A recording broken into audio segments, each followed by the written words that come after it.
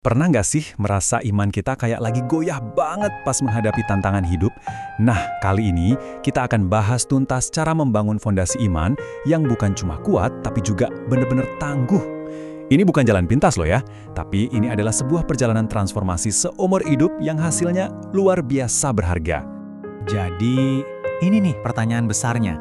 Gimana sih caranya membangun iman yang nggak cuma bertahan, tapi justru jadi makin kokoh waktu dihantam badai kehidupan? Yuk kita cari jawabannya bareng-bareng. Oke, ini dia peta perjalanan kita. Kita akan bedah 5 pilar utama. Mulai dari Alkitab sebagai kompas kita, Roh Kudus sebagai sumber kekuatan, pentingnya sebuah komunitas, lalu latihan rohani kita, sampai ke misi utama kita, yaitu hukum kasih. Coba bayangin, sama kayak membangun rumah yang kokoh, iman kita juga butuh pilar-pilar yang kuat. Nah, kelima langkah inilah yang bakal jadi fondasi biar iman kita nggak gampang roboh. Mari kita lihat lebih dalam satu persatu. Yup, kita mulai perjalanannya. Ingat ya, membangun iman yang tangguh itu sebuah proses. Proses yang butuh disiplin pribadi, dukungan dari komunitas, dan yang paling penting, pekerjaan dari Roh Kudus. Setiap perjalanan itu pasti butuh kompas kan? Nah, untuk perjalanan iman kita, kompasnya adalah Alkitab.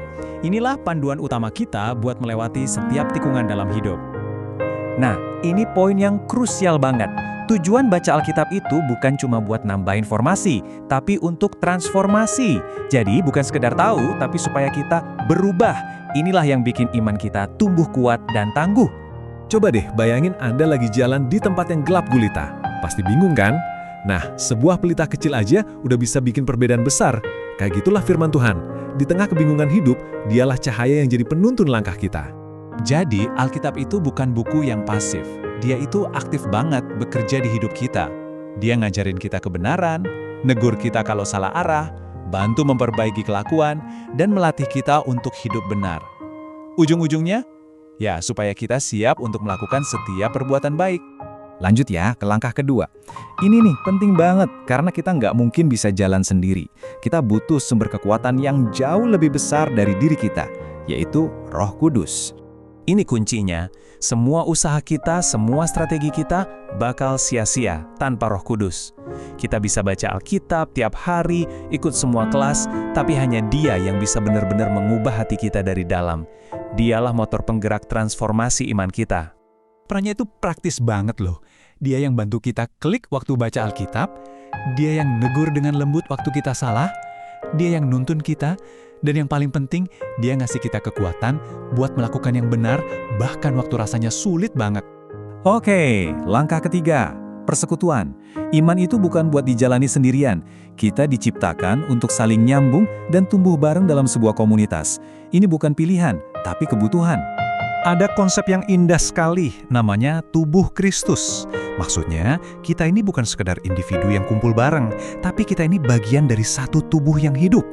Kayak mata yang butuh tangan, dan tangan yang butuh kaki, kita itu saling butuh buat bertumbuh bersama. Manfaatnya, wah nyata banget. Di dalam komunitas, kita dapat dukungan waktu jatuh. Ada yang mengingatkan kita untuk terus maju, dan kita bisa belajar langsung dari contoh iman orang lain. Kita jadi jauh lebih kuat waktu berjalan bareng-bareng. Siap untuk langkah keempat? Latihan.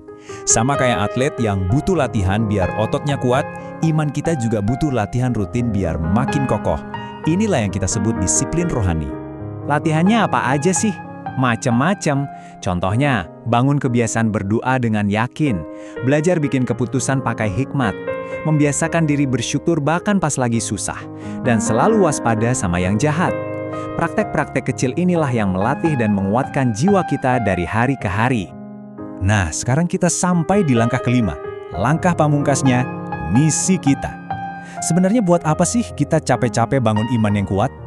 Jawabannya sederhana, tapi sangat dalam, yaitu untuk mengasihi. Inilah intinya, semua langkah yang tadi kita bahas, baca Alkitab, bergantung sama Roh Kudus, berkomunitas, disiplin rohani, semuanya itu mengarah ke satu tujuan besar ini, belajar untuk lebih mengasihi Tuhan dan sesama kita. Penting banget nih buat diingat, kasih itu kata kerja, bukan cuma perasaan hangat di hati, tapi tindakan nyata. Sabar pas disakiti, baik sama orang yang gak layak, mau mengampuni. Lewat tindakan-tindakan inilah iman kita jadi kelihatan nyata dan bisa jadi berkat buat dunia. Coba kita bandingkan. Iman yang gak ada kasihnya itu kosong. bahkan bisa jadi kaku dan malah bikin takut. Sebaliknya, iman yang akarnya adalah kasih. Nah, itu yang akan menghasilkan keberanian, kekuatan, dan jadi cerminan sejati dari siapa Tuhan itu. Jadi kalau kita rangkum, semua langkah yang kita bahas tadi itu ditopang oleh 3 pilar utama. Firman Tuhan sebagai panduan kita, Roh Kudus sebagai kekuatan kita, dan komunitas sebagai tempat kita bertumbuh. Ketiganya ini bekerja barengan untuk membangun iman yang benar-benar tangguh. Sekarang pertanyaannya kembali ke Anda. Coba deh lihat perjalanan Anda sendiri. Dari kelima langkah ini, kira-kira langkah kecil pertama apa yang bisa Anda ambil hari ini untuk memulai atau memperkuat perjalanan iman Anda? Pilih satu aja, dan mulailah dari sana.